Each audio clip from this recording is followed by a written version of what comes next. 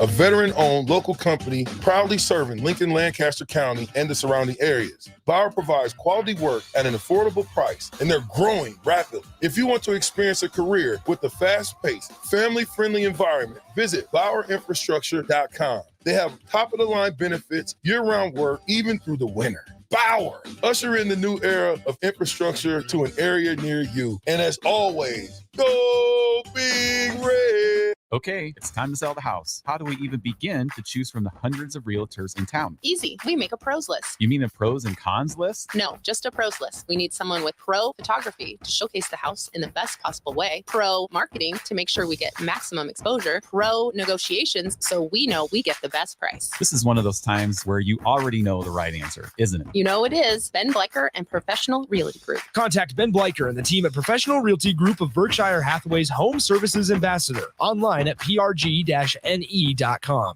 Alcohol has strained our relationship.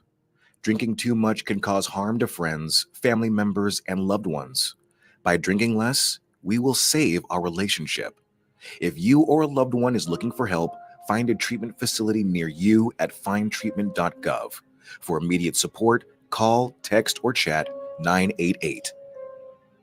Brought to you by Nebraska DHHS in partnership with SAMHSA. Hey guys, it's Bill Bush. Next Ag Appraisal and Realty has opened a new location in Pender, Nebraska, in addition to their office in Lincoln. The real estate world can be confusing, so why wouldn't you want an expert helping you every step of the way? If you're looking to buy or sell farmland in Nebraska, Kansas, or Iowa, give Ethan Sorensen a call today at 402-380-0432 or visit them online at nextagrealestate.com. Next Ag Appraisal and Realty with locations in Lincoln and now Pender, Nebraska. The captain, Vershawn Jackson. Let's just talk because I like these projections. Left defensive end, Ty Robinson. Behind him, Chief Borders. Nose tackle, Hush Monster, and then Van Poppel.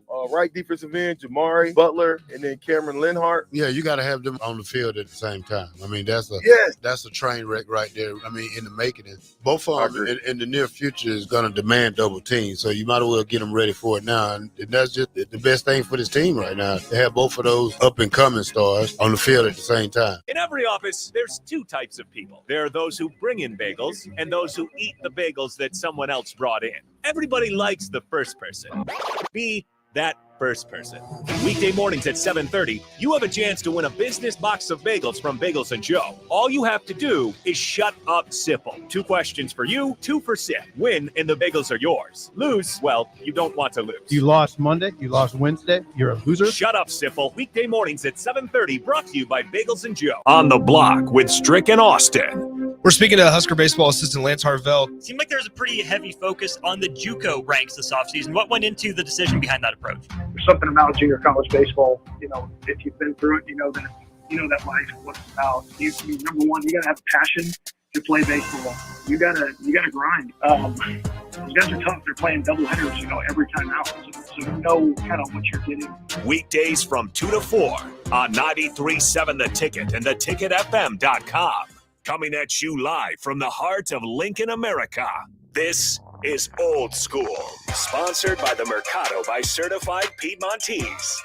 Broadcasting veteran Derek Pearson. When you find something that moves that makes them smile, celebrate it. That's your task. That's your superpower. Nebraska Football Hall of Famer Jay Foreman. Rifles a pass. It was tipped. It's picked off by Foreman. He's at the 15, 10, 5. He'll score! On 93.7 The Ticket and theticketfm.com. What up? We are here. Jay Foreman, Austin Norman. We are Old School, brought to you by the Mercado, Certified Piedmontese. Special Ingredients and Butcher Shop, 84th and Havelock, 30th and Yankee Hill. Those are 2 Lincoln locations. It's a beautiful day here in Lincoln, getting up towards 80 degrees and almost 80-mile-an-hour winds, but we are not complaining. We are live in effect here at 1040 O Street, the Mecca of sports radio in the state of Nebraska. At least our unbiased opinion, or our biased opinion, especially in Lincoln. We dominate Lincoln. Omaha does some good stuff too. No hating, just joking around here. But want to appreciate Nick Sainert, stepping in for Eastrick, and then also going a little bit of extended crossover there. I think that's great. You just never know what you'll see walking around. If you take a gander across the street here, Austin, there goes well, we just got There blocked. goes my hero. Yeah, there goes Steve Watching as he Taylor, the goes. All-American, walking down the street. He must looks like he's about to do a real estate deal or something. Classic Steve. Yeah.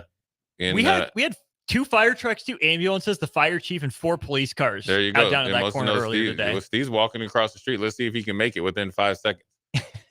But not gonna happen.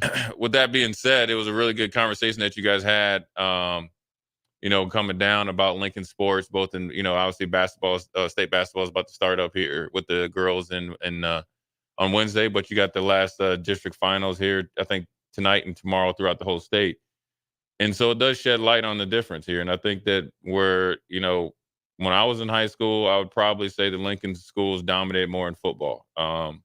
And probably 50-50 in basketball, maybe still. But I think as time has went on, I think the changes came in the like you mentioned, the mentality in Omaha or the Metro or whatever you want to call it.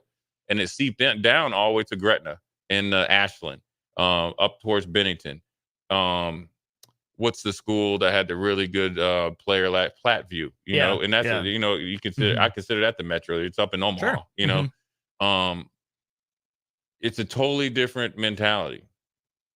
And it's not that Lincoln can't do it, and I think it's just a different mentality down here and the different standard.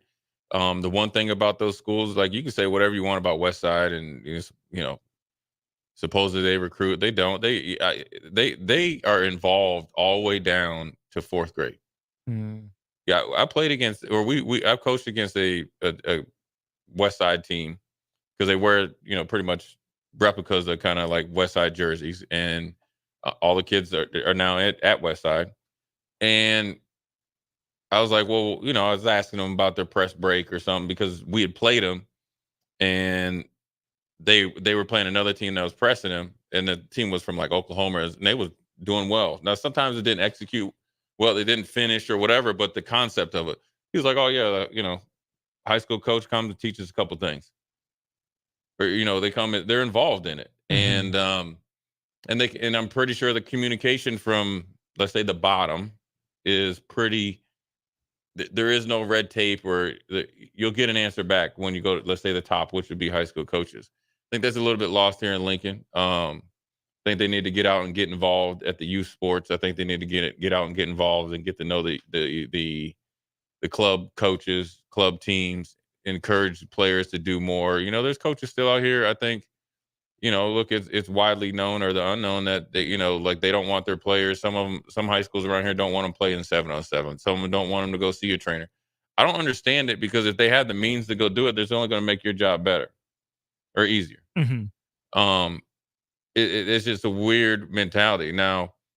Well, it's selfish is Right. what it is. It's making it about you and the job that you do coaching instead of about the kids. Right. But if you're doing that good of a job coaching, I understand it, but it's not happening, obviously, because, the championship here is down at Memorial Stadium, and it's taken over by everybody from Omaha. Now, granted, I think it was a great run by West Side and Gretna and all them, and they've been in it for so long. But ultimately, they produce a lot more football players. And it's not that a lack of talent. I always tell people, man, you can walk to the mall area high school, and you see kids that is like, I just know what an athlete looks like. Now, I don't know where they're at mentally, or like mentality wise, but I think if they have a little bit of that mentality, you can help build on that just because of coaching and atmosphere. The one thing that is really apparent, that is really clear up in the Metro, and I don't know, it doesn't matter where you start the Metro. You could just start once you just get out of Lincoln. They build programs up there. So everybody's excited about what Lincoln East did in baseball, win the state championship. Okay. Atlantic came down here and built the program. Now you can agree, disagree, champion, or minimize what he's done. He's got a standard, he's got a work ethic, and he's got an example of what it takes to win. And this is the way it's going to go. And rest of it. Now, granted, they got talent, but all those kids that are in that program, probably top to bottom, they're looking at him. That's the ultimate goal, who they want to play for. They also looking at the players that are playing, so they already kind of know what to shoot for. But everybody that's in the mix of trying to be on the freshman team, I guess reserve, JV, and varsity, They know they just can't sit around eating Twinkies, sit around and go, hit a couple, good hits in a batting cage and get on the field. I think your point of baseball is the one example I think Lincoln's doing an okay job with. They're doing a really good job. You look at at what Southeast had back Right. in the day with Alex Gordon and that team. And Southwest. Java Chamberlain at Northeast, Southwest with Yeah. Max Anderson, right? You can go through Lincoln baseball and say, hey, for the most part, They're doing these pretty programs are doing well. I don't throw, Norris or Beatrice Right. in that mix. They're their own thing. Seward's had some guys here and there. But football and basketball are behind. There's no doubt about it that football and basketball, I'll throw Pius X, Thunderbolts in the baseball conversation as Sure. well. Oh, yeah, sure for them. Yeah. So maybe, football and basketball coaches talk to the baseball team like, hey, what are you guys doing? When do you start your program? What do you look for in athletes? Because They're building the program. Atlantic is over there. And now, granted, I think there's others. Just because Lincoln East has won a state championship doesn't mean that everybody else isn't doing it. But it was monumental that a Lincoln team won the state championship, right? Last year. But he came down from Omaha. So he brought that mentality down here. Right. It's a program. Mm-hmm. Right. And it's tough. Competition is thick. Now, look, I will tell you this. He's in the best situation possible because you got the biggest school in Lincoln that, you can't opt into. So you got the more to pick from. So you can really, you can have a more, black and white cutthroat type of, hey, this is what I'm doing, take it or leave it. Mm-hmm. Now, when you're just trying to get barely 11 guys out there on the field or whatever it is, or 9 guys in baseball, 11 in football, then, you got to, sometimes you got to be able to, bend a little bit. But ultimately, take baseball out of it. The only example I was giving of baseball is they're building a program. Mm-hmm. When you go up in Omaha, them dudes are building it. They got a program. They work at it. They have fun. They work at it. Mm-hmm. There's a commitment, because when you're playing these type of basketball and football, it's committed. There is no, and it's not that they don't have the resources. You got some coaches, that want to, go around and recruit guys. You can have 14 guys on the bench, all of them thinking they could play, have their idea of a player, but don't have any relationship with a player. You ain't gonna win that way. You might go on a 2 or 3 year run where you had a good team, but that ain't gonna do nothing for you long term. We're talking about building a program where you're always in it, right? Football as well. It's about communication, being involved with the players, hold them to the standard. You can't. You just, some of the things they do is just, it's so far like out of the like the way that it's going to get done. Then you get mad when you get beat. Right. Like you want to have it both ways. You want the easy way out and you want to win. I would say that they play tennis. They want to go play Wimbledon and not lose a point. They want to serve, run over, volley. They want to spike it back. They want a flop shot. They just want to keep playing endless back and forth and not lose a point. You have to be able to commit. And yes, it's I don't know if the Metro or Omaha, you have to be a teacher to be a coach. I don't necessarily think so. Now, I've heard, text line, I'll be willing, let me know differently. I think you have to be a teacher to be a coach here, or some sort of deal. But, is that going to change anything? Not necessarily. Even if it is a thing, right?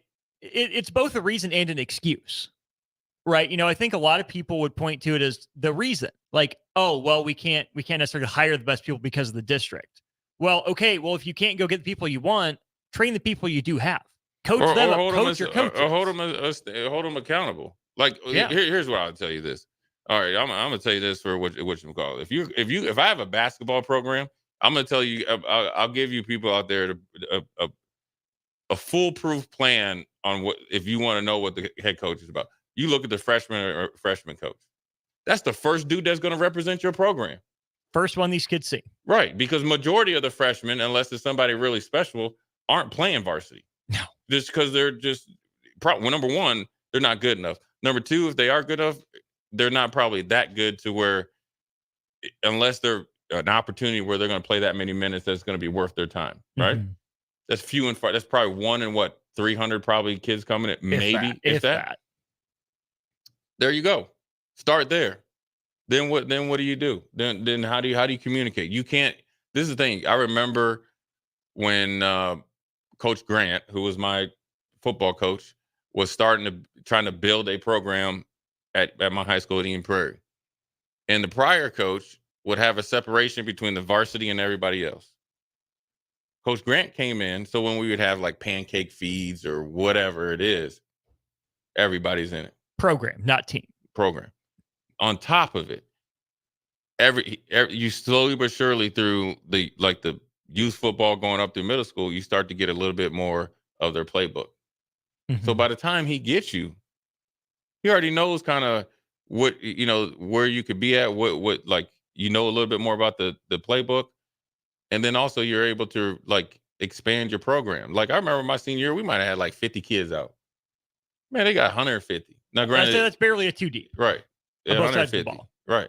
And they sending guys, left and right. And it's not and I'm gonna tell you what, another thing he doesn't do is if you're good enough to play, you're gonna play.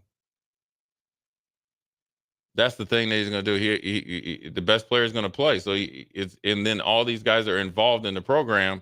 So as a freshman, and you're seeing these kids, these guys that you're looking up to or have looked up to, imagine being in 7th grade and you finally get into high school and you're seeing somebody that you went and watched play reserve and he's finally starting on varsity. That's a kid you looked up to for 3 years. Mm-hmm. Okay, now you're sitting there and you get to ask him some questions and stuff like that, or figure out like what it takes to get to the level, and they'll watch you. And even though the senior might say, "Hey man, I'm watching you," probably isn't, but it's in your mind. That's how you build a program. Yeah, that's how you build. What you're getting. You always want to know as a coach what you're getting. So as a club coach, you want to take tremendous amount of pride of when you send these kids out to these high school programs, they know exactly who coached them, right? You know because that's going to make your job easier. So without no relationship between the high school coaches down towards the club, but the relationship enough is blindly helping you out, then that's where you see the problem is, right? So, some of them need to get out of their own way, get out of their own feelings. And if you really want to be like a coach, then go do it. It's not just putting up X's and O's on a Friday night or whatever. Like you got to coach, dude, you making a commitment. And so you better start coaching these kids and coaching them for real. And it's on and off the field, is holding them accountable, helping them become young men and all that stuff, all the stuff that you like to put up in there in your little books that they hand you, right? Is getting involved with them, learning about, who they really are, what they really want to do, and learning how to, decipher to it. I think, like when you look at like say Gretna, right? Me and Nick, called them against East. Here's where club fools people, right? So say when Gretna started their basketball program versus say like when Lincoln Club's conglomerate started theirs, probably used to beat the brakes off of Gretna. But guess what Gretna was able to do? They were able to grow together. There's stay the course. There's nowhere else to go. What do you think, Norris? There ain't nowhere to go out there. There's no East Norris High School. Right. There ain't no Norris West. You going to Norris. Get in where you fit in. So if you're not working, you getting left. So that's why everybody, like those kids that come play for me from Norris, I know what I got. They're going to be disciplined. They're going to be tough. They're going to be able to shoot, and they're going to know basketball. So you could just take them. You don't even have to even put them in. You don't even have to like have them be at 50 practices. You know what you know what you got. Right. So I think that works both ways, because Doug on the text line says part of it's that Lincoln built more schools and spread out a little bit of the talent. Maybe, but also there are more schools in Omaha than there are in Lincoln. There are more options up there. Doug's right. But also I think, Doug, as you spread out that talent, so do the standards. Yeah. So do the standards. And that's where the bigger problem is. Yeah. And you had to, you envision Lincoln's going to continue to grow. But then as Lincoln was dominant and Omaha expanded, you got to think Omaha expanded into Gretna. You got to think just years ago, it was a big deal that Elkhorn South has a high school. Yeah. Now they got another one. They got Elkhorn North. So that there's not enough people. Gretna East. Right. To feed all that. Well, yes, there is, because they're coming from the metro. So everybody's getting spread thin. What's not getting spread thin up there is what they're doing, all year round. And that's just the difference. But yes, there is our, Mississippi Mud Dog has one here. Well, I'm going to read one here from my man Doug. Here he says part of that is that Lincoln built more schools spread out, but also you're right. The middle school sports is so casual that it just pushes kids to fall into the AAU trap, which I think does not make kids much better. That is true because there's not enough emphasis on fundamentals. And then you see high school coaches, they don't develop you during the season. I never understand how high school coaching in basketball. So, for instance, and this has nothing to do with me. So just say a club coach, you get the guys for maybe an hour and a half twice a week. That's if you're not, generally it's 2 hours a week to coach. Then you play all these games. You guys get 4 practices a week, 2 games a week. So you get them 6 days a week and you ain't got nobody better. You get what I'm Try saying? harder, do better. How can you can't run that many plays for that many hours and think that you're going to keep these kids' attention. Right? No. Okay, so I'm making sure I just wasn't you're good. that big an idiot. Yeah. So then we got my man Mississippi Mud Dog. Let's see what he's got popping before we go to break. Middle school sports are a bit of a joke in this town. Not every kid can play club. No reason that high school shouldn't be heavily involved in the middle school programs or the field. Yes, indeed. Yes, indeed. When I have trouble doing something, figuring out something, right? When you maybe not just be talented or you're just going through a rough patch, I'm able to call my high school coach who's coaching down at Georgia. I'm able to call I don't coach football, but when I talk to football, I usually call my high school coach or I call my assistant coach. And I call other coaches, but those are ones, those guys are involved, man. I'm telling you, it's different. I mean, people, it's just the way it's just the way that they do things at different places that you have to catch up. You're not going to continue to do the same thing and you're not going to hurt anybody's feelings. I think that the thing is that people need to understand the kids welcome the work. They're fine with it. But kids do not like to lose or get obliterated. It shouldn't be that once a team comes down 80 that they think most of the time they're going to lose. Omaha just has that arrogance and in a positive way, right? I'm not saying that they come down and think they're automatically better, but they know they've put in the work. They know the recent history that, hey, we're going to be better prepared. We like our chances to win this game. Lincoln's like, it's got to be an upset. What do we have to do to spring an upset? That's just a different mindset. They're just happy to be there. Listen here, my man Lemon says, ignoring the obvious factor of money, Gretna and Norris are rich. It's something that can't be everything. It's part of it, but it's not. It's not. It's not. It's not the all be all factor. It's not. The way that those dudes from Norris approach basketball, and as in Class B, is a lot more tougher and mentally focused, and it has nothing to do with what their parents. But what about York football under Coach Snodgrass? Right.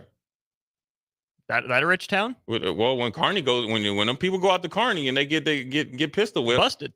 Well, that ain't got nothing to do with being rich. No, it's a part of it. But let's be honest. Lincoln East and Lincoln Southeast or Southwest, they ain't hurting for money. Okay, so it's not about that. What it is here's an example before we go to break. Here's what happens up in Omaha if you want to play football, and just say it's maybe during this time or whatever. If you're not playing a sport, you know what you're doing early in the morning before practice? Working. Lifting. You know what you're doing afterwards? Throwing, catching, working on your craft. Okay, and then say if you're doing like Warren Academy or with Abdul or something like that, Abdul Muhammad, doing something with him. Okay, well then you have to communicate that with the coach, and then then that's part of it. They welcome it. They understand, long as they know. Like if you want to play basketball at Bellevue, like West, I mean, them dudes are there at from 6 to 7:30. Now it might be open gym, but they doing something, and then they might lift and do whatever, and then they go practice. Now the coaches might not be there, but they know who's going to be there. You think you think the team last year that was probably arguably one of the best high school teams record wise, and the people that they beat, including when they won out in the holiday tournament. You think they just got that by just going to practice? You think they were just that good just showing up in practice? I don't think that. Right. I mean, just think about that. I mean, like last year, the Southwest team, they looked like a dang college team. were coming out there. They had Bun, it was a Bun or whatever his name is. He's 6'8". You had Frager, he's 6'6". You had Chuck Love Jr. 6'6". Raylan Smith 6'3". You know what I mean? Had some other dude. I mean, they look like a college team, like a Division II college team. You roll out with that type of lineup. I'm telling you right now, I'm running through Lincoln like you know what through a tin can, and I'm gonna talk junk while I'm doing it too, because that's the standard that they're gonna have to be at. But ultimately, the standard has to change, and it's not appreciating what majority of these guys do. I just think they could do more. And I know, listen, I will tell you this, the flip side, when you have coaches that have to be teachers, that means the time constraint is on them as well. Yeah. And so that has to be recognized as well. And it has to be appreciated because they're pulling double duties. And I will tell you this, every coach that coaches, always tip the cap to them because it's a commitment of your time, energy, emotional resources that you didn't necessarily don't have to do. So with that being said, you give them the props. But in reality, I can give you your props, but then also say, listen, man, you need to step up a little bit as well. It's only out of love, though. So I'm glad you got to do it and I got to do it. So with that being said, we're going to take a quick break. Jay Foreman, Austin Norman, Old School. We'll be right back. You're listening to Old School with DP and J. Download the mobile app and listen wherever you are on 93.7 The Ticket and theticketfm.com. Hey guys, it's Bill Bush. Next Ag Appraisal and Realty has opened a new location in Pender, Nebraska, in addition to their office in Lincoln. The real estate world can be confusing, so why wouldn't you want an expert helping you every step of the way? If you're looking to buy or sell farmland in Nebraska, Kansas, or Iowa, give Ethan Sorensen a call today at 402-380-0432 or visit them online at nextagrealestate.com. Next Ag Appraisal and Realty with locations in Lincoln and now Pender, Nebraska. February is National Pet Dental Health Month. At Parkview Animal Hospital, their skilled doctors and staff can help identify and treat a wide range of dental issues. If your pet is showing signs of bad breath, abnormal chewing or drooling, reduced appetite, or refusal to eat, now is a great time to speak to a member of their team and help get your pet back on track to a healthy lifestyle. Call Parkview Animal Hospital today at 402-423-6939 to learn more about their discounts on dental cleanings, procedures, and hygiene products. Load up on meat and more this winter at the Mercado by Certified Piedmontese at 84th and Havelock. This week's specials through February 27th is whole brisket for just $4.99 per pound and $1.50 off all nuts, including Treat Bake Shop and Twin Springs pecans. And don't forget about lunch on Fired Up Friday from 11 a.m. to 2 p.m. Locations at 84th and Havelock and 30th and Yankee Hill in Lincoln and 168th and Maple in Omaha. Get to the Mercado today for the best meat in town. Stop by the brand new Midwest Bank this Friday from 4 to 6 p.m. for their grand opening. J and DP will be broadcasting on site for Old School, and there will be tons of prizes available for anyone who stops by, as well as complimentary food and drinks. That's this Friday from 4 to 6 p.m. at Midwest Bank on 70th and Pioneers. Imagine a healthier, more active, physically fit version of yourself. If you've been putting off getting into shape, now is the time with the Farrell's Extreme Body Shaping 10-Week Challenge. Our program combines kickboxing, strength training, and nutrition coaching to help you achieve your fitness goals. And ticket listeners, you can get $150 off the enrollment fee. The next challenge begins on March 23rd. You can get all the info at fxblincoln.com. Don't wait any longer. Farrell's Extreme Body Shaping at 40th and Yankee Hill and 70th and Vine. Rashawn Jackson here for Bauer Infrastructure, a veteran-owned local company proudly serving Lincoln, Lancaster County, and the surrounding areas. Bauer provides quality work at an affordable price, and they're growing rapidly. If you want to experience a career with a fast-paced, family-friendly environment, visit BauerInfrastructure.com. They have top-of-the-line benefits, year-round work, even through the winter. Bauer, usher in the new era of infrastructure to an area near you. And as always, go Big Red. Is your furnace operating like you think it should? Find out with a service check now from the pros at Bryant. No matter what make or model, Bryant will perform a thorough system check to make sure you're good to go this winter. Bryant also offers free second opinion heat exchanger checks. Before you spend thousands on a new furnace, let Bryant check it free. Anytime you need furnace service or repair, just call Bryant Air Conditioning, Heating, Electrical, and Plumbing, 467-1111. We do whatever it takes. I'm Karen Carr. I've been a realtor for 31 years. When I made a company change 12 years ago, I chose Lincoln First Realty, now NP Dodge. It's the oldest independently owned realty company in the country.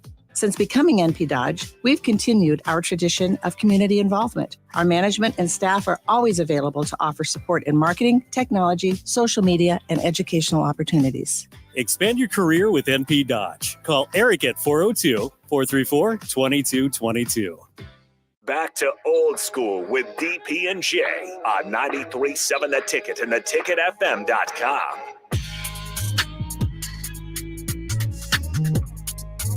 We're back. Jay Foreman, Austin Orman, old school. We are in the high school edition since it's state high school championships there in coming up here. We got an unknown texter. It says LPS. It's a mindset change at the top. Joe B says, you have to have kids. We're waiting for it to pull up here. Internet. I got it. You have to have kids go out for the sports before you can dominate. A Class A team with 30 kids out for football is never going to win. Right. That is true. But again, it goes both ways because, yeah, you have to have kids out, but how do you encourage and entice kids to come out? Right. You start early. This isn't, he's completely right. This isn't like, all right, I decide I'm going to start, building a program, build tomorrow.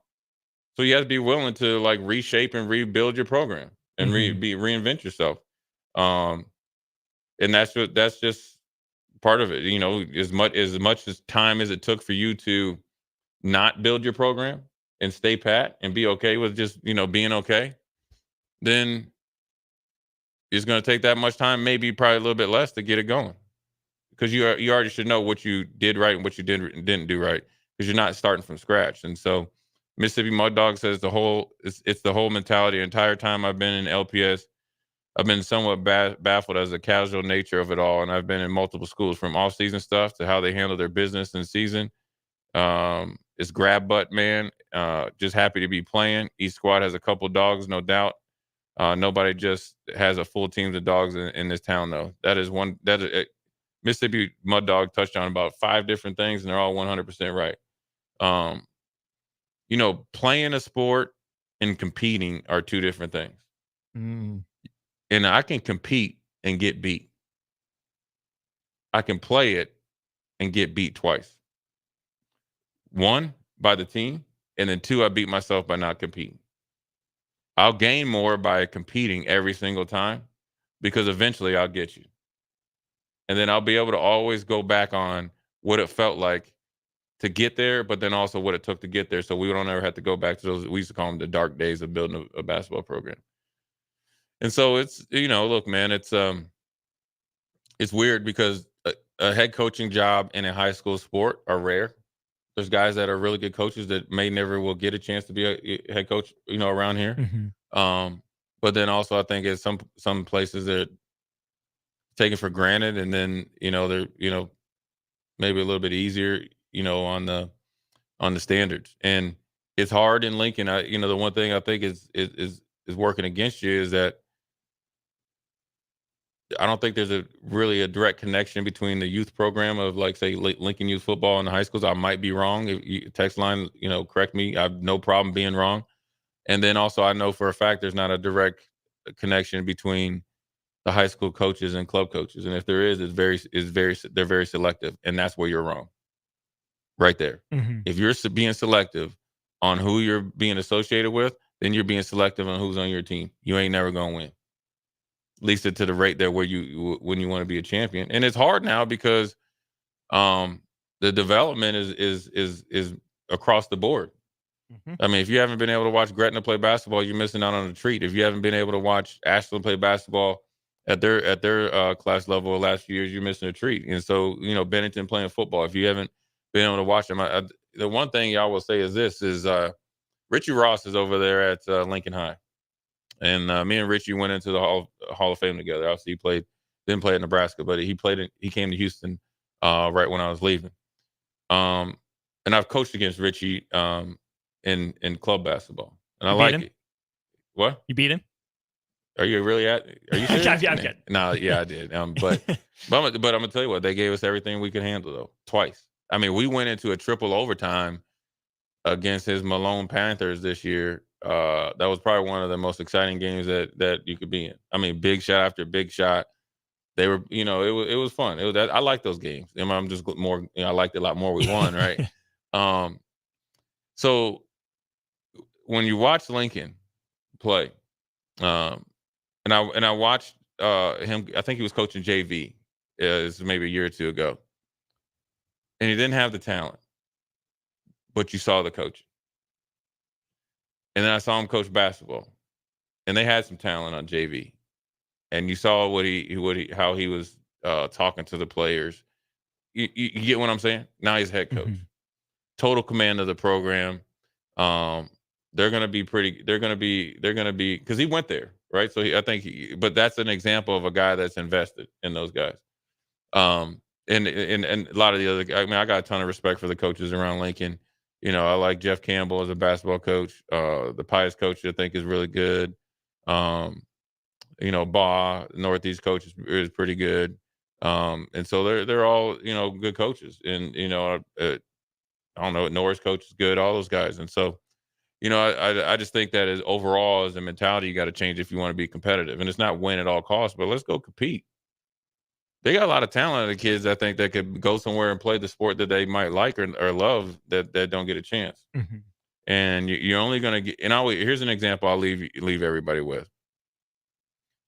If a kid is up in Omaha, just say he's doing training and doing 7-on-7 or whatever, like these travel 7-on-7 deals are, right? Let's just look at the quarterback, receiver, DB aspect of those teams. If they are doing, let's just say if they go on and play 10 tournaments, right? And say they're getting 30 good reps per tournament. That's the low end. Okay, let's just say 50. That's 500 good reps.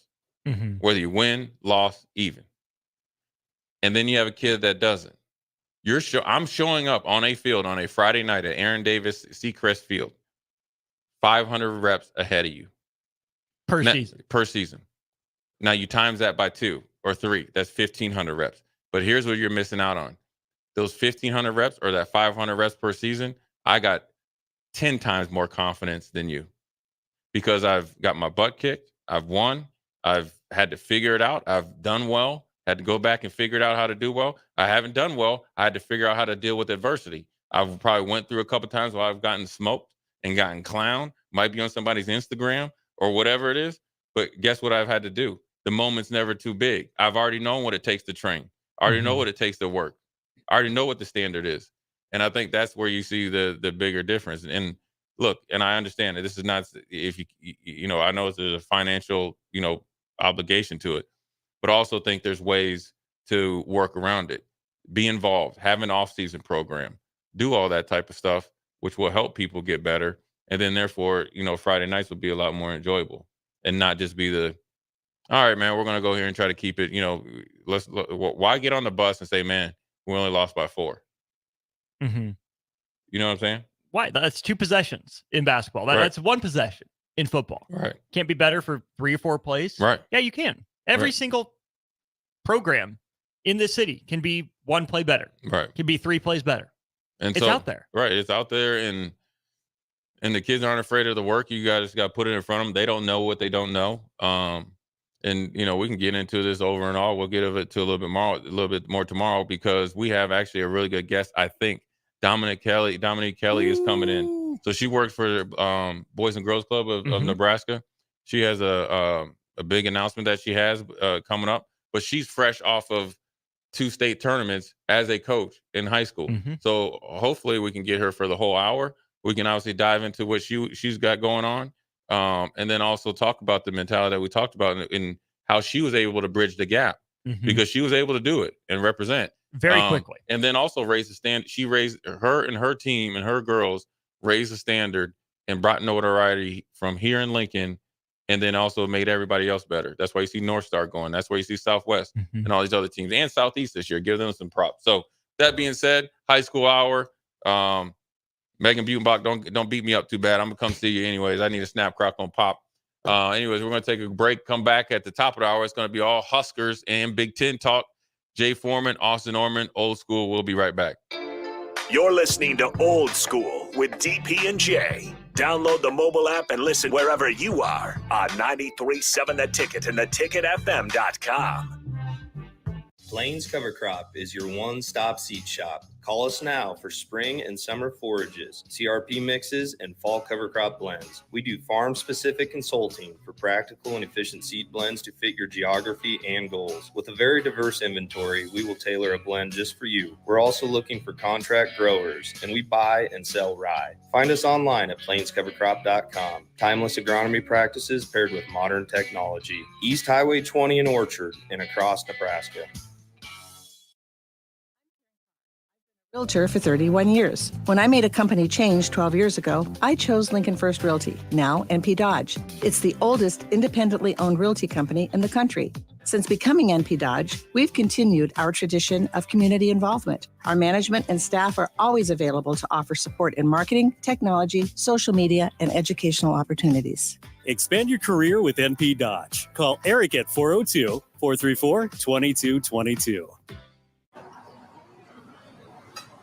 A smoke-free environment is the only way to fully protect from the dangers of secondhand smoke.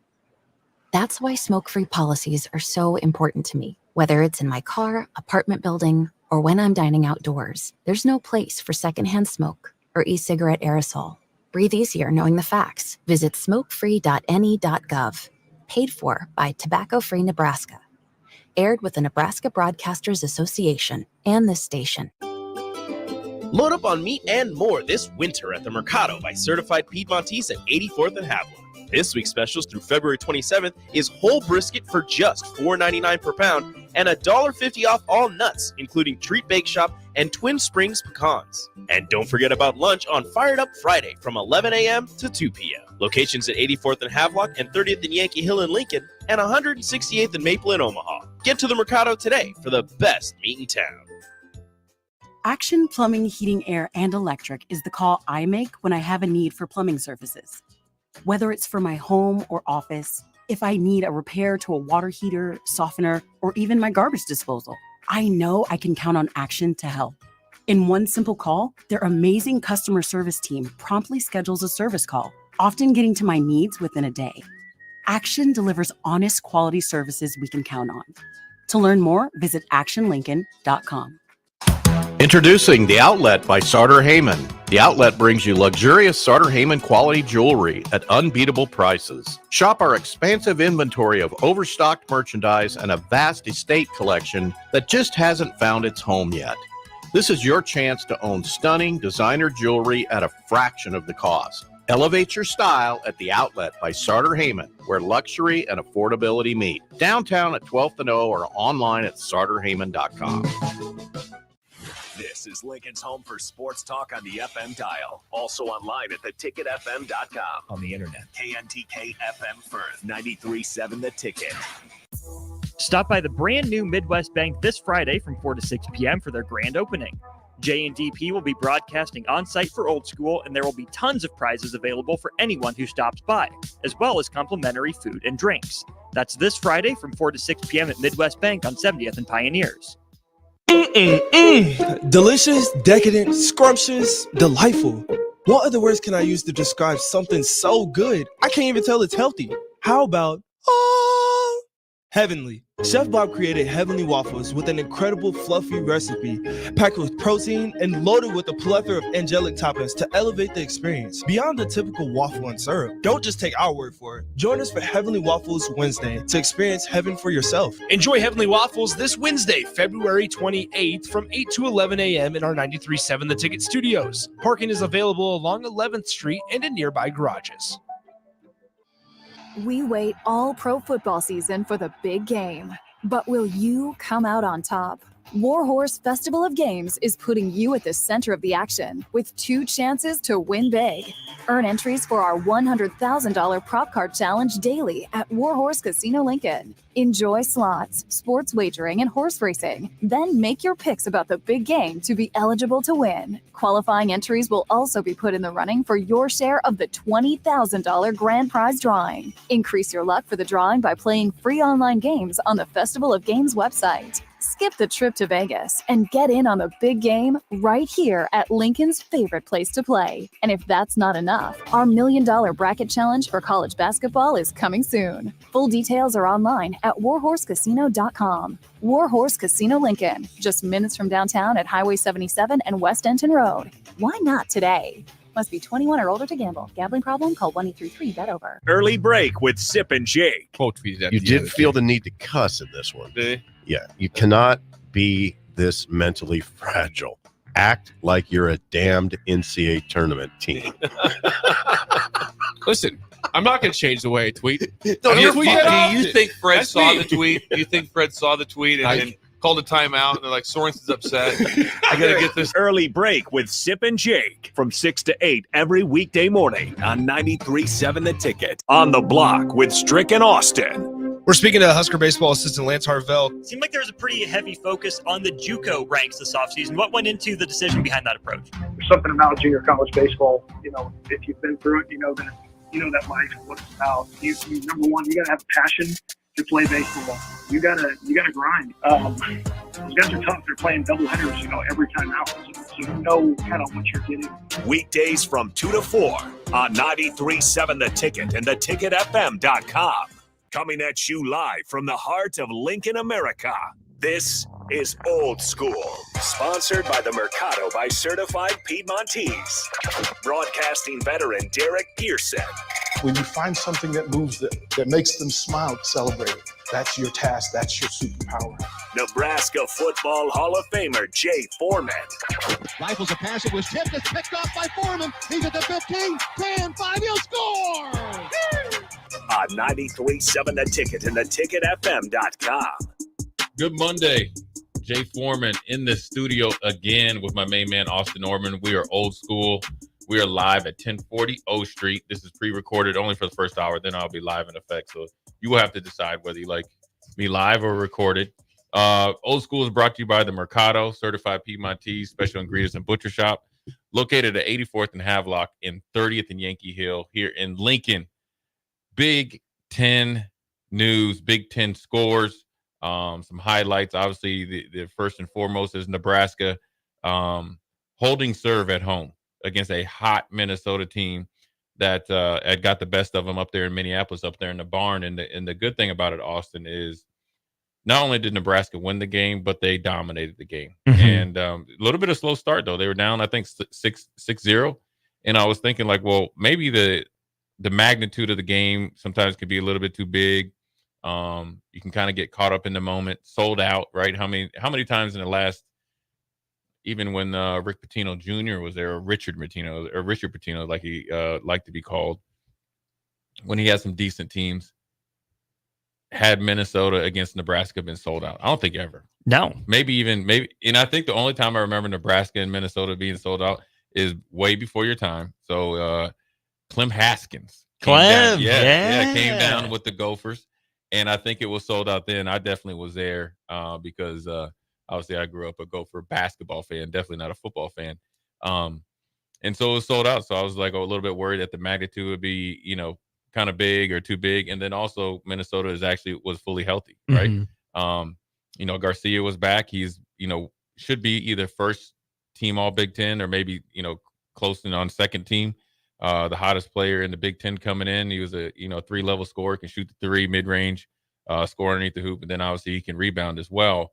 But this is a different Nebraska team that they faced, earlier in the season. Obviously playing a little bit more in rhythm. I think players have a lot more confidence, and yesterday showed it with the 18-point victory.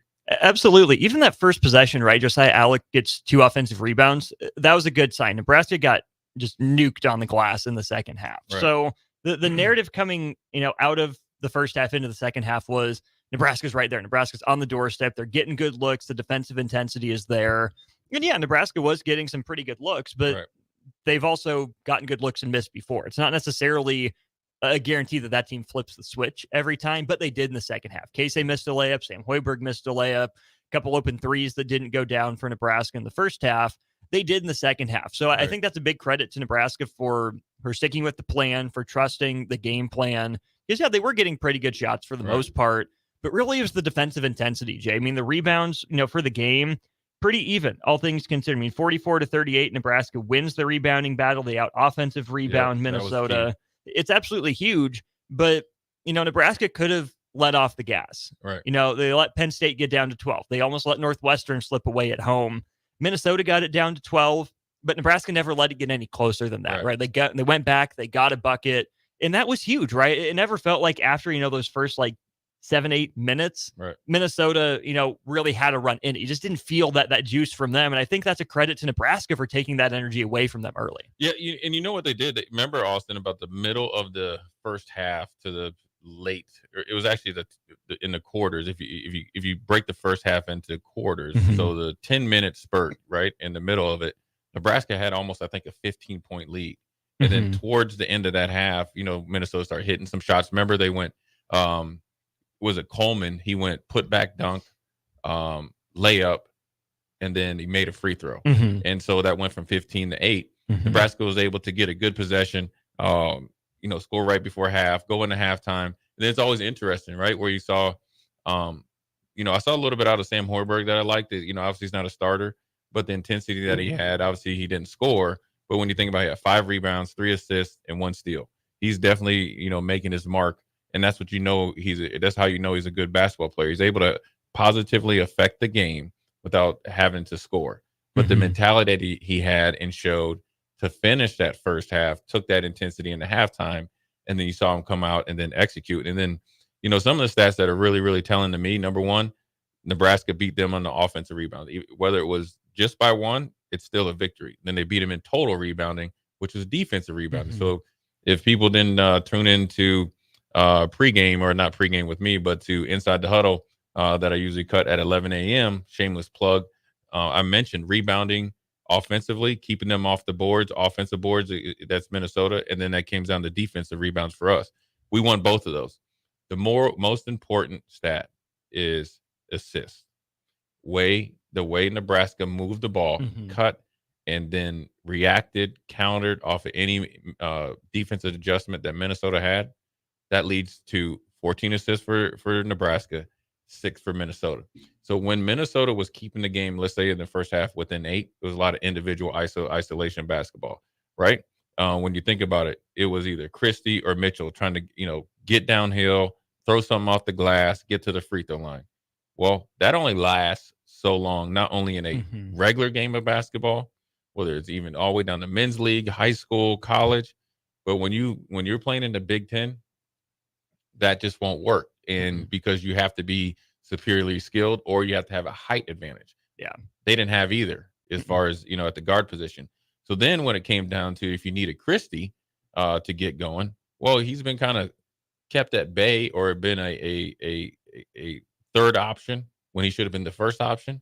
Then he's not ready to get into the game. See, where Minnesota really missed the mark was, they came in and you heard people talk about, they felt like they had the inside advantage. In some ways they might have, where you have Payne and Garcia, or a good high-low action. We've seen that, right, in our own right, where it's either Rink Mass and Josiah Alec, Rink Mass and Gary, you have the inside-out game.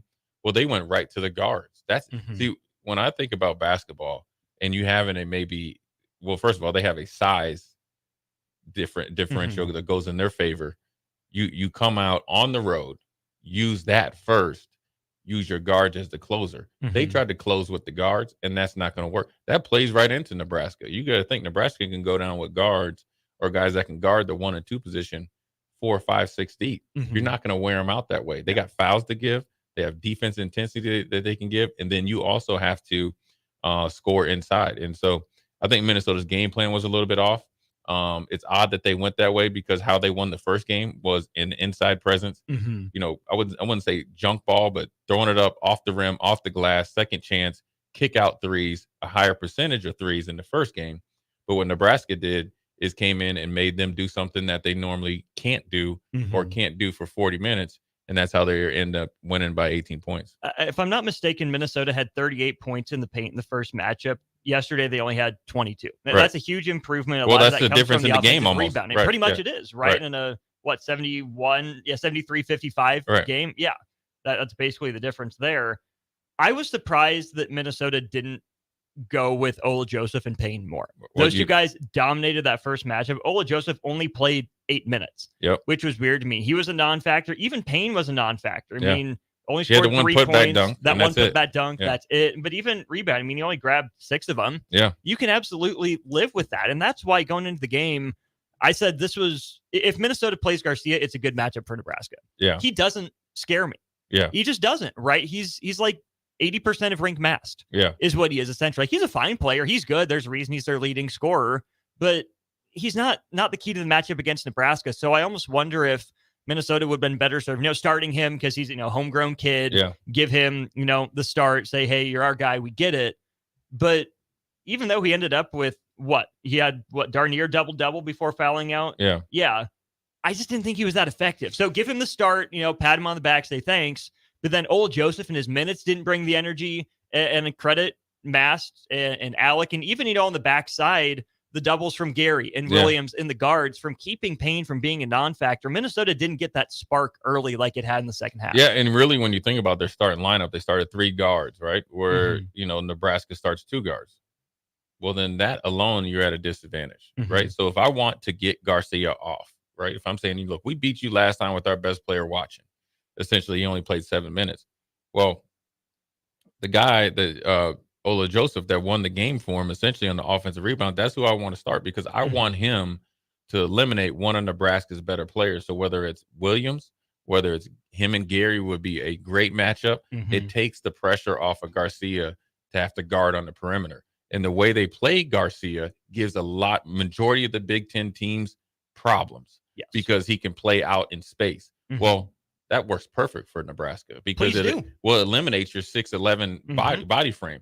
Well, what happens if you started, in my opinion, if you started Ola Joseph, right, where he's able to be out there and he's able to drive and dive, well, then now the secondary or the offensive rebound, second shots, and the secondary offense opens up Garcia. So essentially, Ben Johnson eliminated their best player and then also eliminated Payne because you were never able to get Payne in a position where he could be comfortable on where he wants. That's on the either block or in the middle of the lane to take advantage of whether it's Alec, Rink Mass, or if he gets a switch against Tominaga. There was a one time that Tominaga had him. They didn't even look his way. Why?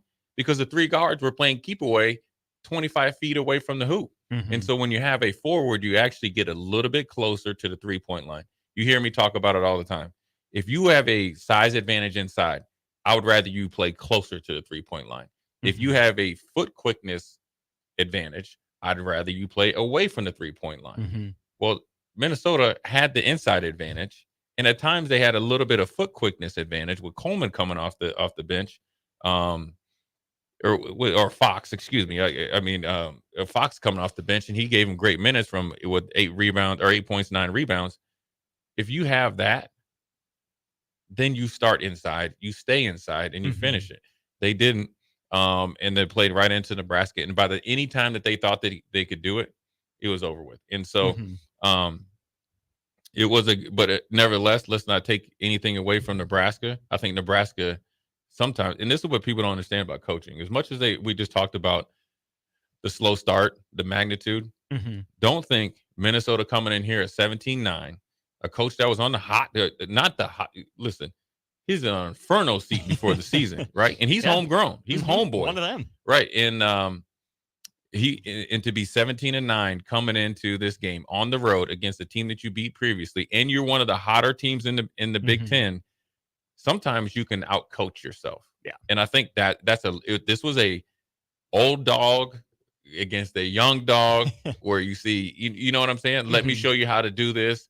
And I can guarantee you on that ride home back to Minneapolis, which is probably all of about 39 minutes, that Ben Johnson realized, you know what, I probably over game planned myself. I should have just kept it simple. You know, they say keep it simple, stupid. Yeah. And I think that, by no means is Ben Johnson stupid. What I'm saying is, I think they over game planned themselves. I think they didn't appreciate. I don't know how you can not appreciate what Ola Joseph did, because it was an upset victory. And you need that type of play on the road. You expect it at home, right? Because of the energy. Yeah. So you say, okay, our role players, you're jettisoning in the starting lineup. You expect that. On the road, you need it. Now, Fox gave it to you. He did. But you would have liked to seen it start. I think Fox was one of those guys. I don't mean to cut you off. Is that he probably was watching on the bench. Now, granted, he has a great story. 3 ACL surgeries, still explosive like that. It's his last year. And he's like sitting over there like, you know what? Bump it. The energy isn't there. I'm going to go cause something. I'm going to go do something. So all he's doing is just running to the rim, put back dunks and all that. Well, if you start that, the run that Nebraska went on, back cuts and all that, that's eliminated. Yeah. Because the gut punches are there. So I think ultimately Minnesota helped Nebraska play well, but this is a different Nebraska team that was able to take advantage of some of the things that they tried to in the first matchup. And then also, again, listen, when you think about Keisei Tamanaga having 6 points and you win by 18 points, that lets you know somebody stepped up off the bench, and that was Jamarcus Lawrence today or yesterday, because CJ Wilcher didn't have it. No. Sam Hoiberg did, but it was in a different way. And Bryce Williams stepped up. Obviously, Juwan Gary had his career high rink mass, even though he was a volume kind of scorer, 3 of 12, not his best game, didn't hit a 3. He had 10 points, and Josiah Alec was definitely active. And I'm going to tell you this before I give it over to you. He had 1 block. And it was one of the best blocks ever, because he jumped and was vertical, blocked him, and he said, "Give me that." So I don't mine now. Yeah. He said, "Give me that," as he blocked it. So that was the great thing, and you saw the swag and all that stuff, and the defense that Nebraska posed on them wore them out, and it got to the point that where Minnesota wasn't able to hit from the free throw line, 67% or 68% from the free throw line. All in all, it was a good victory for Nebraska. Sets them up mightily in a positive position, especially with Michigan State losing against Ohio State on the last second J.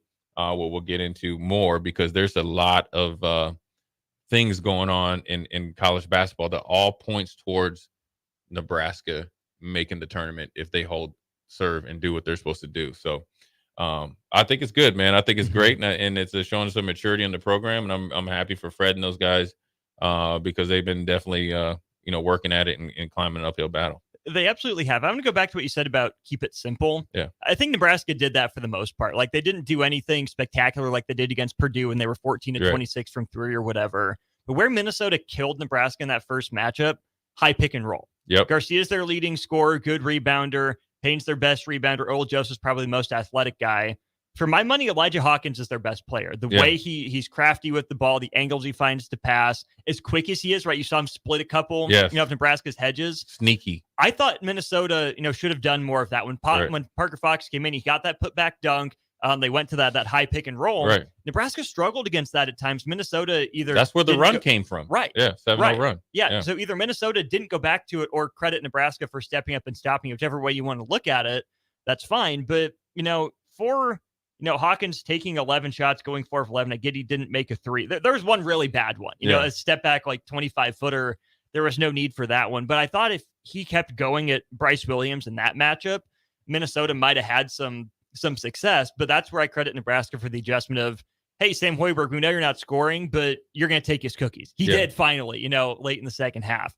Jamarcus Lawrence, I thought, did a pretty solid job on that. Nebraska's rotations, tagging the roller, covering back out, were better than they were the first time. Minnesota had, 3-on-2s and 2-on-1s all second half up in Minneapolis. So credit Nebraska's defensive activity, I think, first and foremost, for taking away a lot of that and not letting Minnesota utilize, honestly, its verticality advantage. Having Payne and Ola Joseph just jump over everyone for alley-oops. Yeah, they are an impressive looking team. You got to think with Christie, who's a freshman that is able to play 35 minutes in the Big Ten and not look out of place is something that bodes well for the future of Nebraska or future of Minnesota.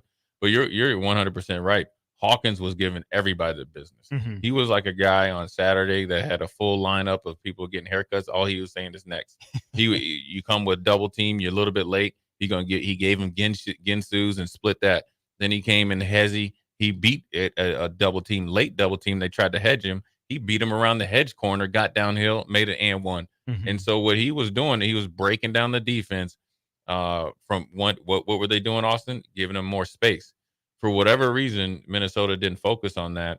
And by the time they tried to even go back to it, it was too late. So, but I think Nebraska, when you look at those three guards, right, 4'11", 2 of 10, 3 of 12, that lets you know that defense changed things. So it's not even that they were able to get to the lane or get to the hoop.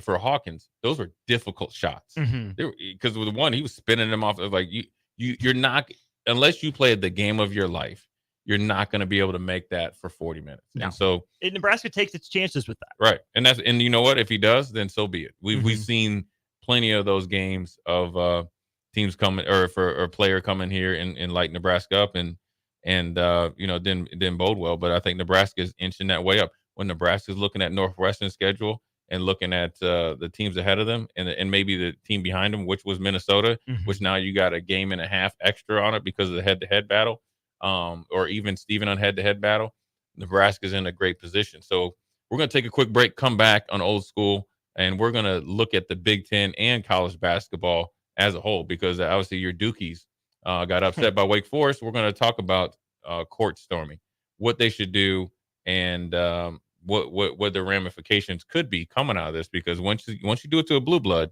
and a potential lottery pick player or a NBA player, things will change. And obviously I respect the coach, going to bat for his coach. So we're going to dive into a little bit of that after this break. Jay Foreman, Austin Orman, Old School. We'll be right back. Watch Old School live on Facebook, YouTube, or Twitch. Old School with DP and J on 93.7 The Ticket and theticketfm.com. Integrated Life Choices has been inspiring opportunities for individuals with disabilities for more than 15 years in Lincoln and across Nebraska by offering a number of services. From group homes to independent living resources and job training, you'll find the support that allows people to live fulfilling lives. They're also hiring. If you're looking for a rewarding career supporting people with developmental disabilities, you can check out open positions along with learning more about services at ilc.net. Integrated Life Choices. Electric is the call I make when I have a need for plumbing services. Whether it's for my home or office, if I need a repair to a water heater, softener, or even my garbage disposal, I know I can count on Action to help. In one simple call, their amazing customer service team promptly schedules a service call, often getting to my needs within a day. Action delivers honest quality services we can count on. To learn more, visit actionlincoln.com.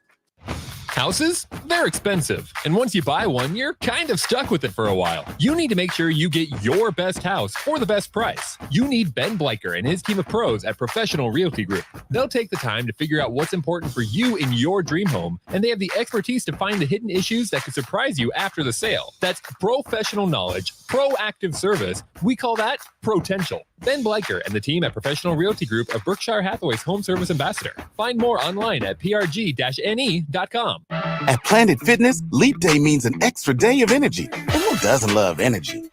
To celebrate, now through February 29th, you can join for 29 cents down, $10 a month, and pay nothing until March 17th.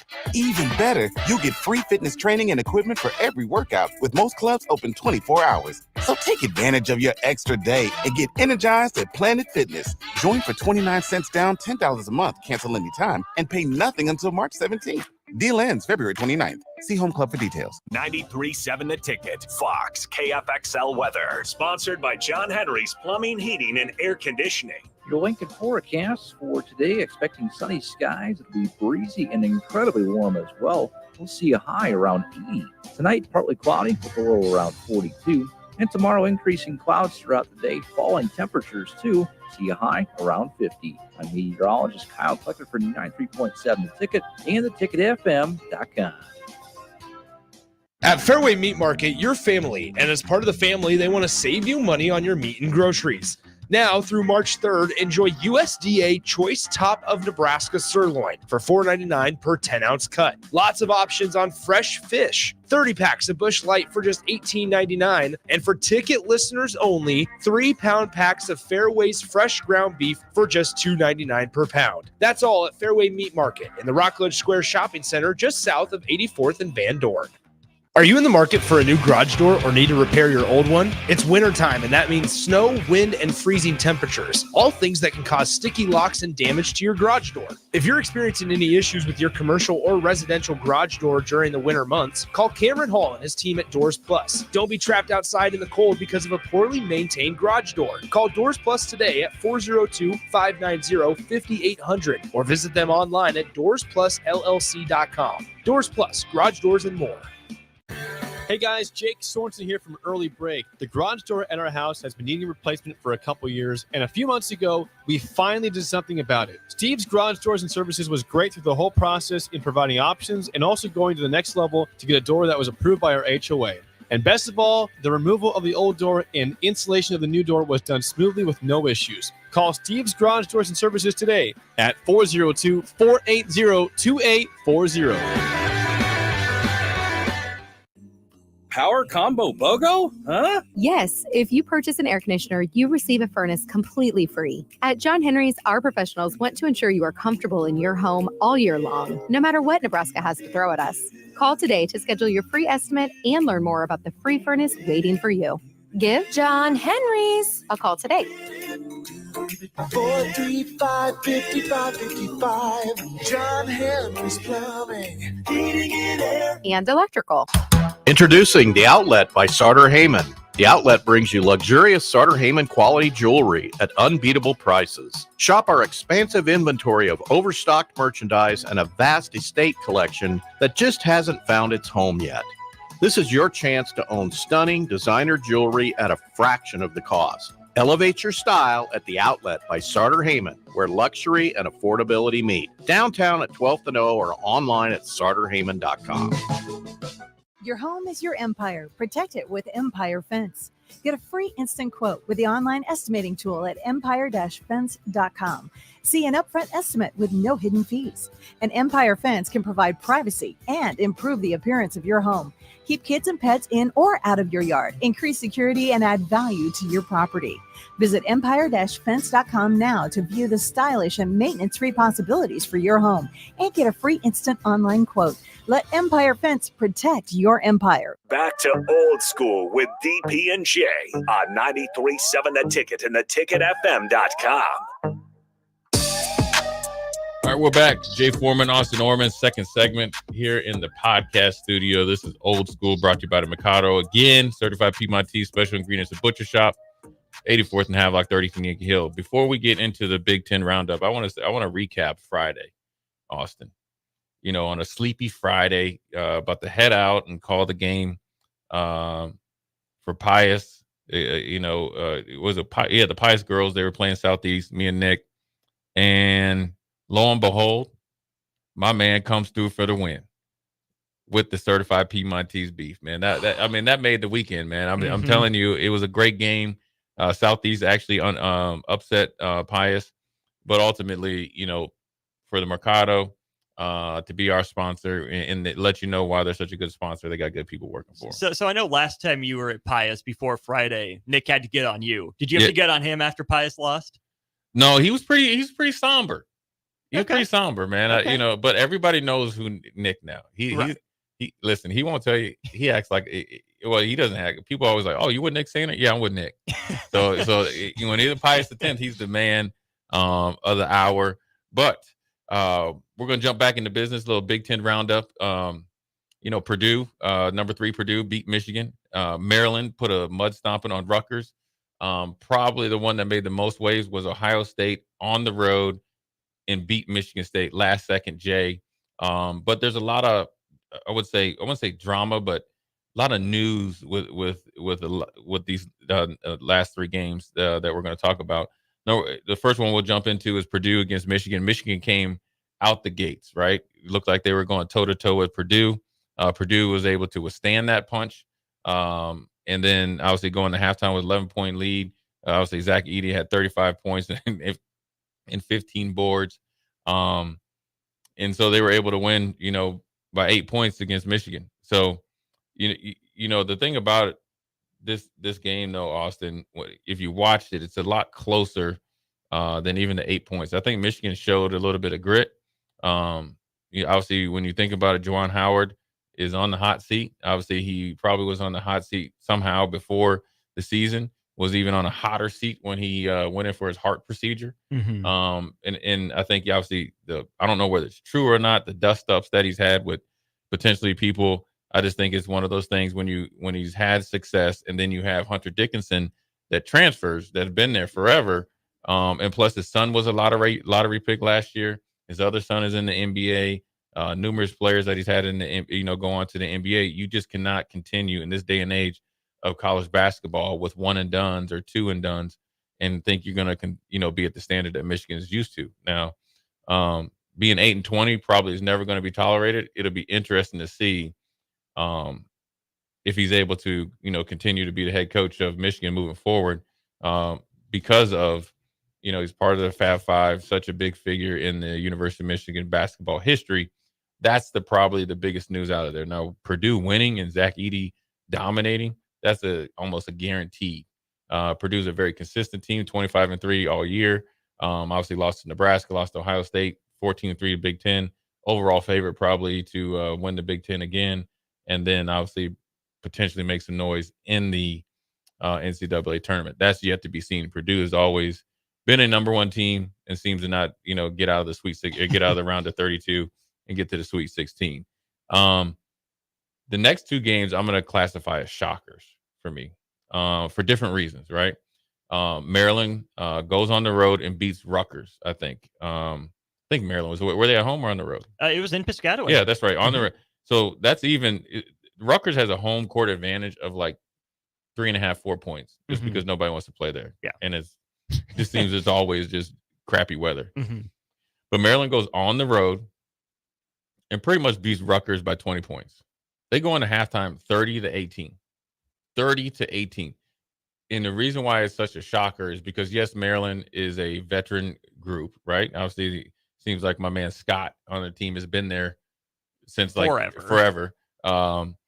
But Rutgers is known for their defense, known as trying to make it into a junkyard dog type of a fight, and Maryland brought it to them. When you think about 18 points in 20 minutes, that's less than a point a minute. Now, Maryland was not lighting it up on fire, but that's normally sometimes what happens when you're playing Rutgers, so it's kind of what you expect. But when you think of not one starter for Rutgers got into double figures and not even close, and the bench player had 13 points, that was essentially how you lost that game. Mm-hmm. And we talked about Maryland, and I always say this: Julian Reese from Maryland is, to me, a lottery pick, because potentially a lottery pick. I remember seeing him as a freshman because he's super athletic. He's kind of has the size of a center because he's big shoulders, right? 6'9", 230 pounds, explosive, but he has range. And so when you see him, 14 points, 10 rebounds, that's what you want. That's a Jaren Jackson kind of, at Memphis. That's the type of player. Then he gets to the NBA. Next thing you know, he's a, NBA Defensive Player of the Year. And then, obviously into many All-Star games and stuff like that. But so when you think about Maryland and their crew with a new coach, not probably the record that they want, 15-13 right now. But that victory against Rutgers, I think, is going to give them a lot of confidence. And I view Maryland as a dangerous team going into the Big Ten tournament because they have guard play, forward play, and inside play. Yeah, it takes all three levels, right? We talk about it in football, we talk about it in basketball, even baseball to some degree. Rutgers, really. Right. I mean, they made it a gross game. They got made it. It was close pretty much for the first 13 minutes. Right. 14 minutes maybe, but when you go to the last 6:09 of the first half without scoring for Rutgers, I mean, Maryland only scored 10 points in 6 minutes. That's not great. Right. You can live with that, but to You not scored score points, yourself, though. Yeah, not even a free throw. No, not even a free throw in the last 6:09. That's a problem. They cut it to 10 at a couple different points in the second half, but it never felt that close by any stretch of the imagination. And Maryland is such a fascinating team to me. Right. They had their impact in the Big Ten when they first made the jump from the ACC. Yeah. You think about your Melo Trimbles and your Bruno Fernandos and Diamond Stones, Jake Layman, those sorts of teams. They were good. Maryland's just still searching for something. My favorite player on Maryland is Jameer Young, right? That's a first-team all-conference caliber guy. Didn't have his best game if you look at the shooting numbers. Only 2 of 9. He scored half his points at the free throw line. but he still had 9 assists, and he still got after it on the glass with 4 rebounds. Scott is kind of hit or miss. He's come and go, which is weird for an upperclassman, but he can be an X factor for them. For Geronimo, seriously. Geronimo's here and there. I think Reese is probably the steadiest guy, but what Jameer Young can do off the dribble raises their ceiling. And if Scott shows up for 2-3 games in a row, watch out for the Terps. Yeah, because if Young gets going, right, say he's up about 20 points and Reese gives you his normal, right? And then Scott gives you like 15, where he's efficient 15. So instead of going 4 of 11, he's 4 of 8, and then he throws in a couple steals and a big block. Maryland, they can play their top 6 and beat you, and because they have all 3 levels taken care of. It's funny when you look, they start 3 seniors. Reese is a junior, essentially like a senior, and 1 freshman in Harris Smith. So this is a make or break year for Maryland, essentially, to make some noise in the Big Ten tournament, possibly to sneak in the back door into the big tournament if they're able to make a deep run, right? You're thinking, on the last day or the second last day, if Maryland's there, they're going to fall under consideration. So, but either way, a good victory for them. Rutgers, had won, I think, 4 in a row. Now has lost, I think, 3 in a row. They have to get back to the drawing board, because to not have 1 starter in double digits, that's a problem. And so a team with maybe a little bit more problems is Michigan State. And we saw how they started the season, right? George Mason came in there. James Madison. Came in and beat them in the first game. Okay, you could think, okay, this is the first game, of the year, a big expectations, just a one-off. Well, it's no different than Ohio State coming in after they fired their coach. And yes, Ohio State beat Purdue the first time after firing their coach. You could say, okay, it's a one-off, right? They caught Purdue by surprise. They're playing at home. Purdue was probably a little bit asleep. For Michigan needing this game, considering where Minnesota was coming from, up the ladder, where Nebraska was trying to keep a stronghold, to have a lead, right, where Michigan State had control of this game, and to come down and lose in the last second. This is not a Tom Izzo-led veteran team that we normally came to love, where you think of, okay, and the thing is, I want to ask you this. How much longer? It's kind of like with Nick Saban when he would lose because of field goal kicker or too many penalties. Yeah. How much longer will Tom Izzo or Michigan State basketball program get the benefit of the doubt? They're a March team. They come in and they're just peaking at the right time. They'll come in as a 8-9 seed and be, in the Sweet 16 like a guarantee. When will it become like, okay, this is who they are? They are not as good as we thought they were. They're not as good as they should be. And we cannot continue to give them the benefit of the doubt over a team like maybe a Minnesota or even a team like Nebraska, where they're seeded in the big tournament if Michigan State gets there, based on Ohio State coming in with nothing to play for, essentially, but pride, because they don't have a full-time head coach. Right. So that roster is going to be turned over probably 100% to go on the road in a must-win for Michigan State and beat them like that, especially in the second half, and especially after having a 10-point lead at halftime. With Tom Izzo, usually that's game, set, match. How much longer do you think they get the benefit of the doubt? I think it's wearing pretty thin right now. I really honestly do, which is weird to say, because Tom Izzo is going to be around as long as he wants to be around. But in terms of benefit of the doubt, I really think they've lost it. I mean, when's the last time they made a deep run? I guess you can say the Final Four in 2018. It's really what it was. Surprised some people, won maybe a game more than they should have in the tournament last year. But and that's what came in and set the expectation for this year, because it was we got the same squad. Yeah. And they haven't followed it up. I mean, they're 76 and 50 over the last 3 years, 5 years, whatever that 4 years, 3-4 years. Not ideal. Not what you think about when you think of Michigan State. And now Michigan State, I don't view as some blue blood program, right? I mean, it's a good program. It has a good amount of history, but it's really just the last 2 guys in Judd Heathcote and then Tom Izzo. And it's consistent. It is. Yeah. It's the lack of a ceiling, right? I mean, Michigan State's still good. They can still beat most teams any given night, but that upper level, compete with anybody, any place, anytime, is absolutely gone. It has been for a few years. Michigan State hasn't won the Big Ten since 2020, you know, and that's where Michigan State expects to be. NBA draft picks haven't necessarily been there recently. And I think that's kind of what's missing is just that top end talent. Like Walker's good. I really like his game. He's not enough. Hogard, I keep waiting for there to be another level for him. Right. Malik Hall has been the same player his time on campus. Cohen Carr might be a dude, but he's just an athlete right now. And they don't have a difference-making big man, right? Tom Izzo's been searching for that all year long, haven't found him. And yet he still insists on playing, a couple big guys, a couple non-shooters, where I think Michigan State would be better served by saying, okay, Walker, Hogard, Cook, right? Spread the floor, get some more threes up, try to make the math work in your favor that way. Because when I think of Michigan State basketball, Jay, I think of transition. Yeah. They get it off the rim, they run. They get it out of the basket, they're down the court before you even blink. Right.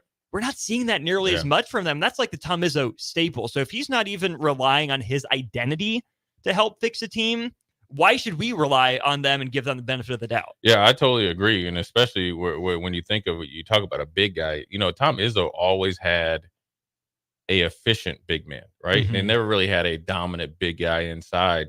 But what he did was he always gave you 9-10 rebounds, 8 to 10 rebounds, and always gave you 8 to 10 points. Yeah. And he was a shot blocker. Yeah. And he was able to rim the rim runner. Mm-hmm. So he would get your fast break started. And then they would either run with like a kind of a point forward as we see it now with Draymond, or he was, what he had was able to do was he was able to do everything for him. Mm-hmm. And then what that does is it allows a smaller guard in Walker to play at the pace that he wants to, right? Where you think he scored 12 points, but he had to take 15 shots. You don't want your main ball handler to be like that. And that's where Hogard, right?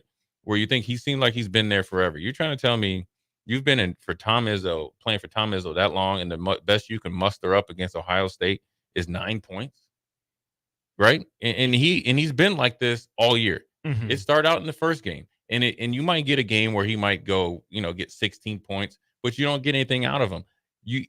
What I think the problem is, I think I would move Hogard into Atkins' spot. I'd bring Atkins off the bench because Hogard's more of a small forward. He's not a 2. He doesn't have the explosiveness off the bounce. He doesn't have actually the ability to drive and kick it to allow Walker to come off the ball. Or, another scenario is bring Hogard off the bench and let him kind of be like a Draymond when Draymond first got started at Michigan State. He'd be kind of a point forward, so a point small forward, table setter, get his own shot, bring some energy and some spunk to that offense, because to go into halftime with a 10-point lead and then lose 5 steals, 3 blocked shots, Ohio State wasn't getting anything. Right. And then in the second half, Ohio State somehow figures out your defense to a tune of 38 points. And then they figure out your offense as well. So you only can score 25 points. You need a spark. Mm-hmm. And you're 100% right. It starts on the defensive end.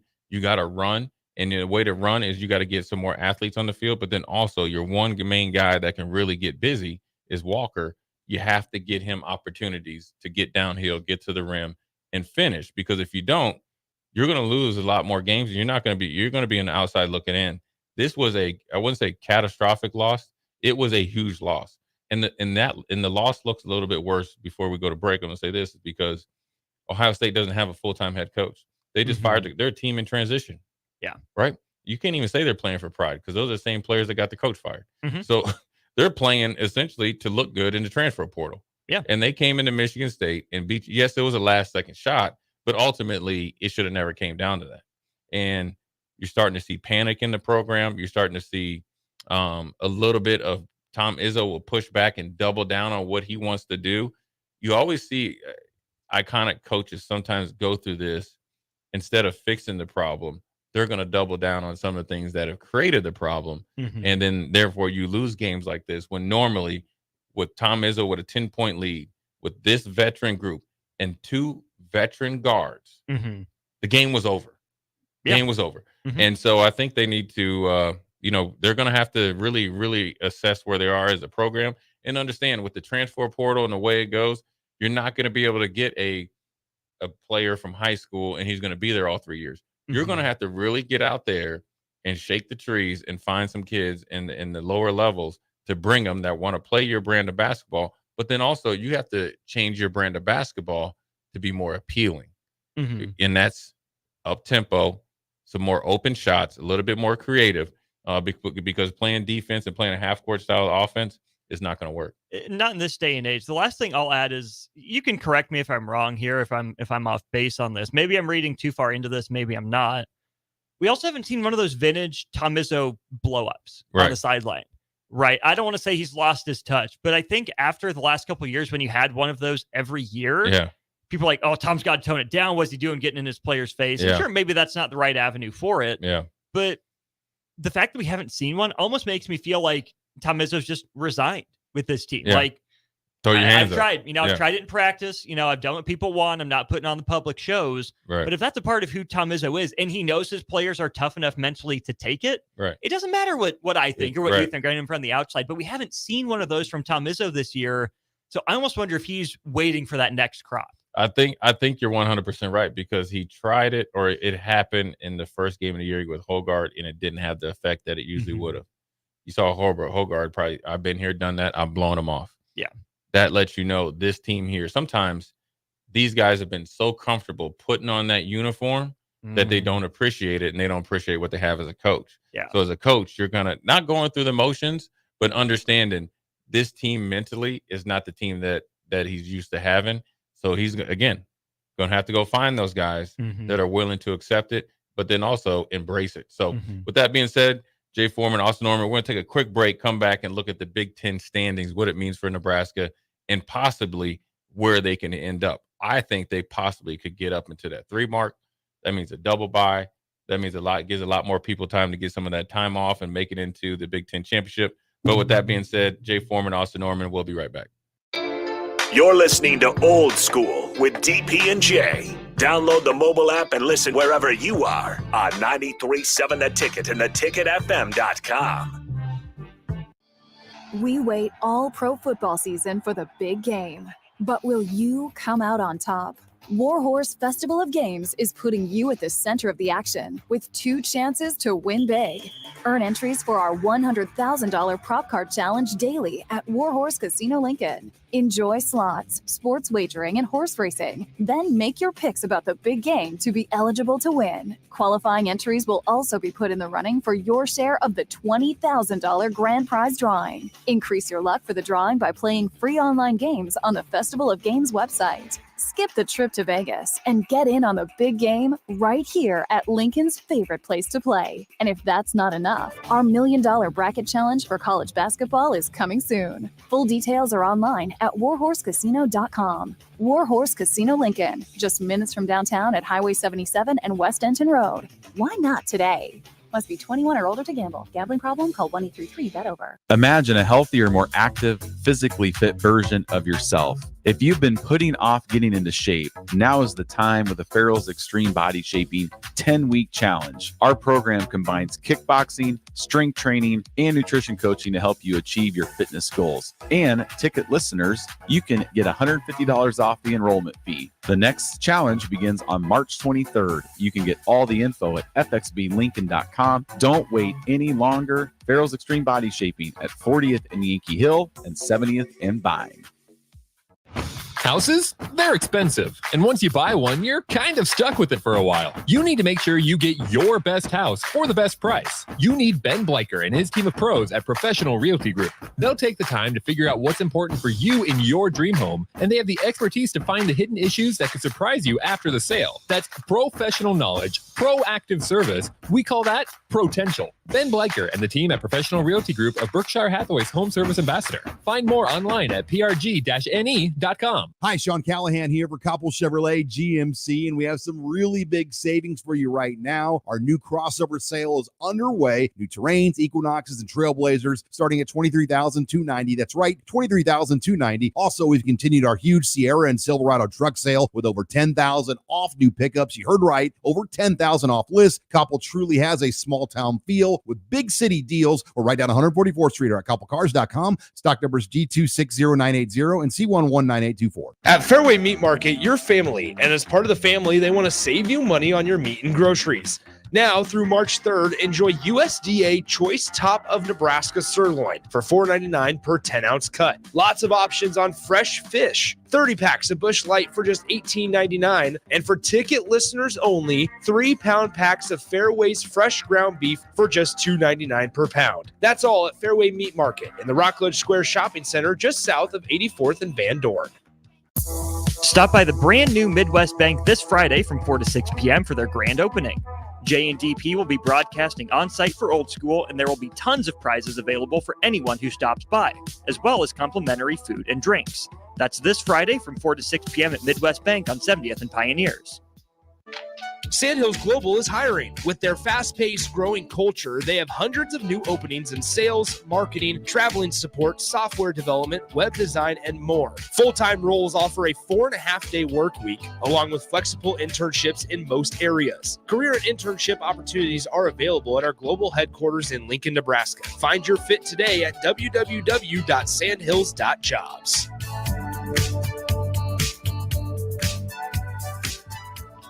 Back to Old School with DP and J on 93.7 The Ticket and theticketfm.com.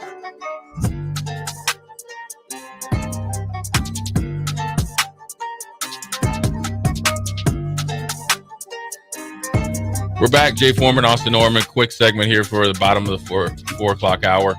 We're jumping into the Big Ten standings here, where Nebraska is and where they could possibly end up. And so the way it looks like, in my opinion, obviously Purdue is 4 games ahead of Nebraska. I think they're going to be the overall number 1 seed, obviously.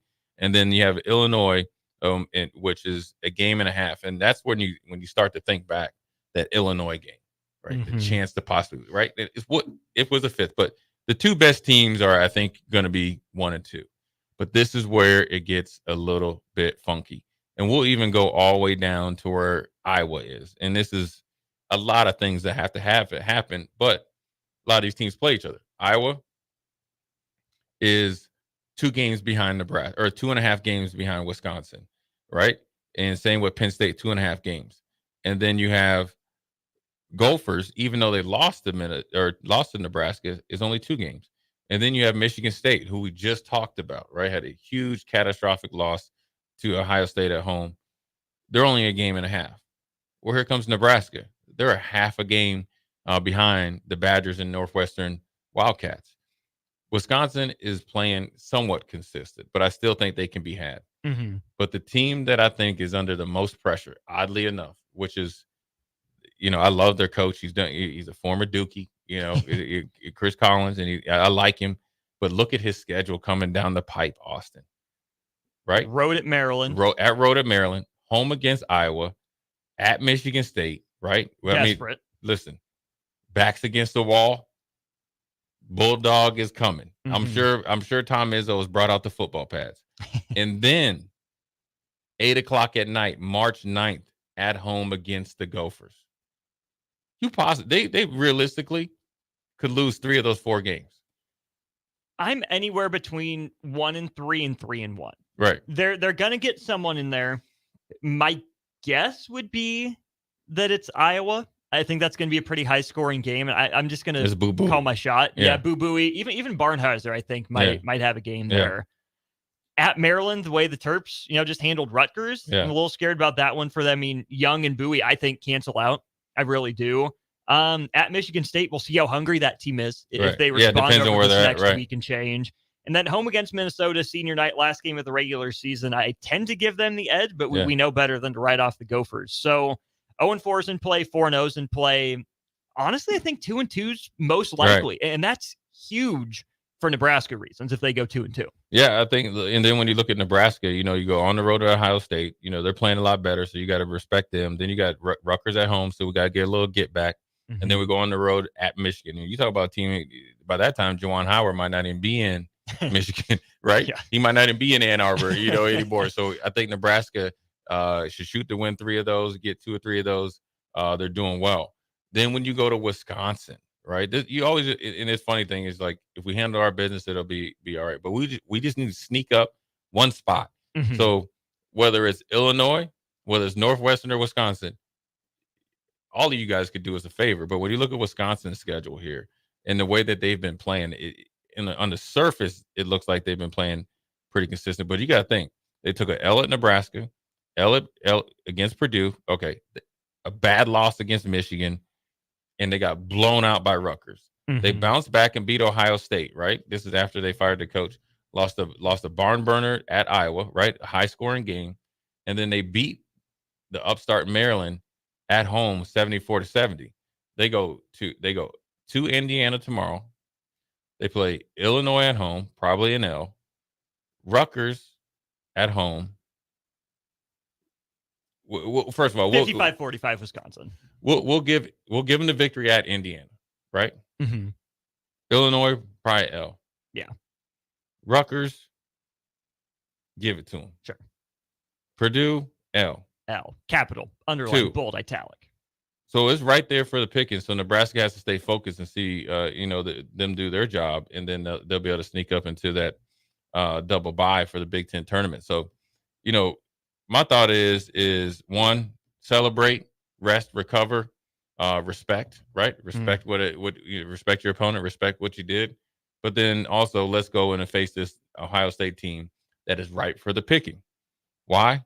On the road, last second, Jay, you're feeling yourself, right? You really don't have an identity because it's just an assistant coach coaching. Mm-hmm. You really don't have any obligation to Ohio State, and you're playing at home, so you can get a little bit too fat and happy.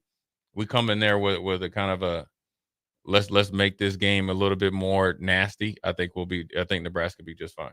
I think you're onto something there. So again, if Northwestern goes 2-2, Wisconsin goes 2-2, both those teams are at 12-8. Nebraska's at 10-7 right now with 3 games to play. You split with both those teams. I would be fascinated to see how the tiebreaker shakes out. But again, Nebraska should be favored, or it'd be a toss-up game at Ohio State. I'm getting less worried about that game the closer we get. I don't know why. It's just a gut feeling I have. I like Nebraska there. I think Rutgers is going to be tricky. Yeah. They have been playing better since Jeremiah Williams got eligible. But for my money, Jay, the trickiest game is the last one against Michigan. They're different with McDaniel. He pushes their guards into a better spot for them. It's an element that Nebraska, I don't think has seen consistently this year. And they've had trouble with it. We just seen it. And they have trouble with it. Absolutely. So the other thing is there should be plenty on the line for Nebraska, but let's say that Wisconsin and Northwestern, are both 0-3 in their first 3 for whatever reason. Nebraska wins the next 2. Nebraska's already clinched. Yeah. You're already there. You should have the tiebreaker over them. Then we starting everybody on the bench. Do you rest? Oh, yeah. Do you chill? What do you do with those guys? And is there enough to play for Nebraska? You can't afford a loss like Michigan at this point, but I just think that's a little trickier matchup that I think people are giving it credit for right now. Yeah, I'd like the scenario to be we win the first 2 and we got to go up to Ann Arbor with everything. I like that. I like this team. I like this team here. Backs against the wall, win or go home type of mentality. I like that. The other way I like it is we already clinched. That means that, you can even get my eligibility and get me out there and play. So I like it. I like this scenario. I think the big game to get the party started is Thursday at Ohio State. All we want to do, Austin, like I tell my kids that I coach, is all we want to do is win by 1 point. 1 more point than they got. Style points don't mean anything. Who gets the points doesn't mean anything. We're playing for the championship. The championship starts with beating Ohio State come Thursday. So that's the Big Ten Roundup in here in the podcast studio. This is Jay Foreman, Austin Norman. This is Lincoln's home for sports talk on the FM dial. Also online at theticketfm.com. On the internet, KNTK FM Firth, 93.7 The Ticket.